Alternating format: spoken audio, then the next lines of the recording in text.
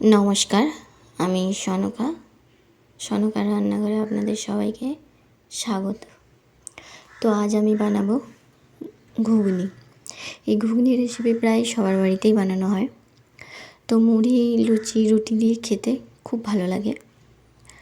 তো আমি কিভাবে বানাই তো আপনারা দেখুন, ভালো লাগলে লাইক করবেন, শেয়ার করবেন আর প্লিজ চ্যানেলটিকে সাবস্ক্রাইব করে দেবেন। এখানে আমি মটর ভিজিয়ে রেখেছিলাম 5 থেকে 6 ঘন্টা। তো এরপর মটরটাকে প্রেসার কুকারে দিয়ে সিটি দিয়ে দিতে হবে 3টে থেকে 4টে।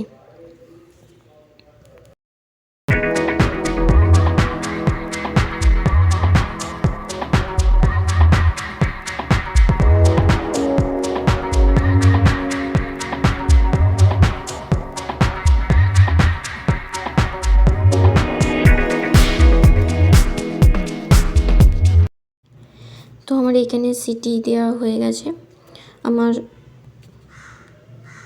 আমি 2টো সিটি দিয়েছি। তো তার মধ্যে এবার দিয়ে দেবো যে আলুগুলো কেটে রেখেছি, সেই আলুগুলো।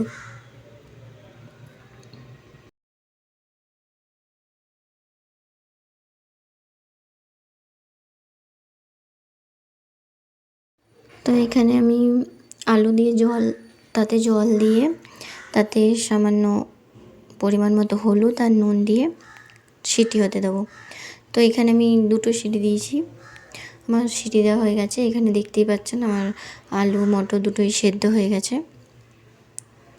তো খুব বেশি মটরটাকে সেদ্ধ করতে যাবেন না, তাহলে গলে যাবে। তো আমি সেই পরিমাণেই করেছি।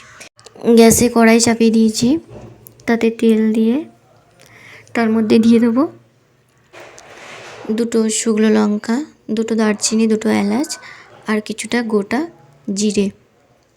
এটা নাড়াচাড়া করে তার মধ্যে দিয়ে দেবো কুচিয়ে রাখা টমেটোর।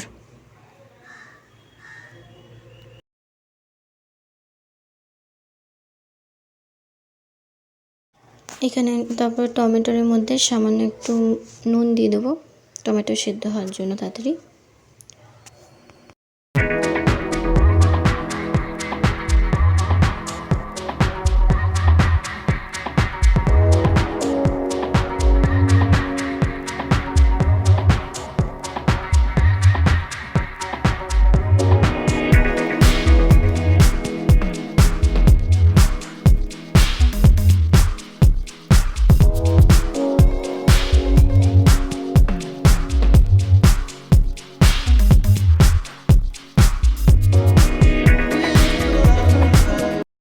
এখানে আমার টমেটোর ভাজা হয়ে গেছে।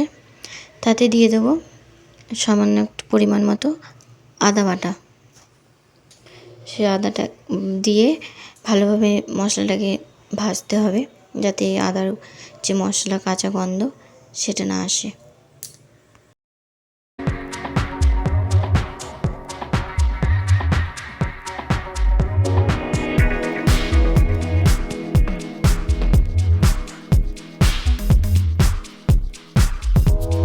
তো এখানে আমার প্রায় মশলাটা ভাজা হয়ে গেছে। তো এর মধ্যে আমি দিয়ে দেবো পরিমাণ মতো হলুদ গুঁড়ো, পরিমাণ মতো জিরে গুঁড়ো আর আপনাদের ঝাল অনুযায়ী লঙ্কা গুঁড়ো দেবেন। আমি আমার পরিমাণ মতো লঙ্কা গুঁড়ো দিচ্ছি। আপনারা যতটা ঝাল খেতে পছন্দ করবেন আপনারা ততটাই ঝাল দেবেন। তো মশলা দিয়ে তাতে সামান্য একটু জল দিতে হবে। এখানে আমি যে আদা বাটার জল ছিল সেই সামান্য একটু জল দিয়ে মশলাটাকে ভাজবো কিছুক্ষণ।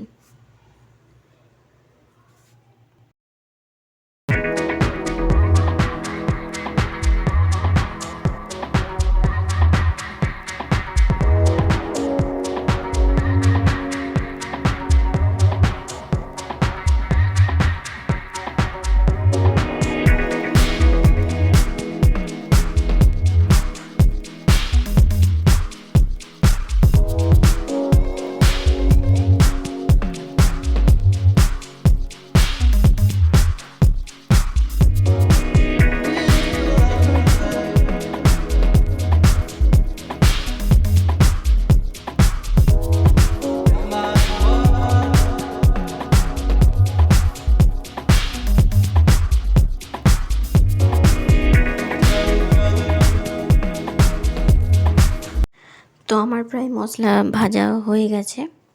এবার আমি যে মটর আর আলু সেদ্ধ করে রেখেছিলাম সেটা জল শুদ্ধ দিয়ে দেবো।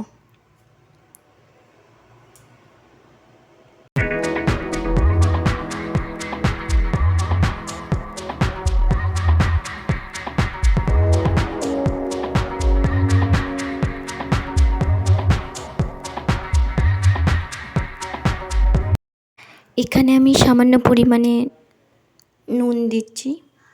তো আপনাদের যে আলু আর মটর সেদ্ধ করার সময় নুন দেওয়া হয়েছিল সেটা মাথায় রেখে আপনারা নুন দেবেন।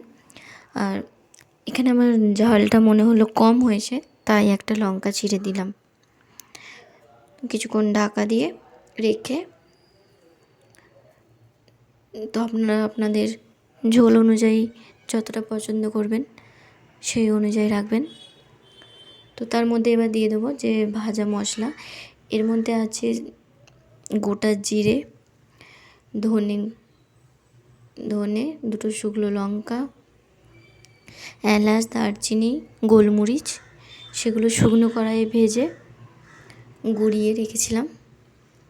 তো তার মধ্যে দিয়ে দিলাম, তাতে গন্ধ আর স্বাদটা একটা অন্যরকম লাগবে। তো আমার এইভাবে হয়ে গেল রেডি ঘুগনি। ভালো লাগলে লাইক, কমেন্ট, শেয়ার করবেন। চ্যানেলটিকে সাবস্ক্রাইব করতে ভুলবেন না। নমস্কার।